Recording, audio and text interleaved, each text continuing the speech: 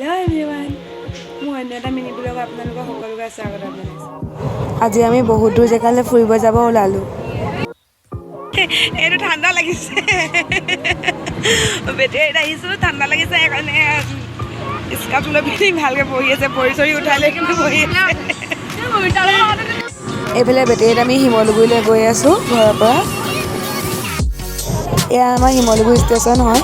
আমি পালোহি শিমলুগুৰি ষ্টেচন। পৰিৱেশটো কিমান ধুনীয়া চাওকচোন। আজি বহুত দূৰ জেগালৈ আমাৰ গোটেই পৰিয়ালৰ লগত যাব লগালোঁ। আংগুৰ আৰু খেজুৰ লৈ লৈছোঁ। ট্ৰেইনত খাম কিয় কি ট্ৰেইনত বহুত দাম ন, সেইটো কাৰণে ইয়াৰ পৰা লৈ লৈছোঁ। চবৰে লগত ফটো দুখনমান উঠি ল'লোঁ।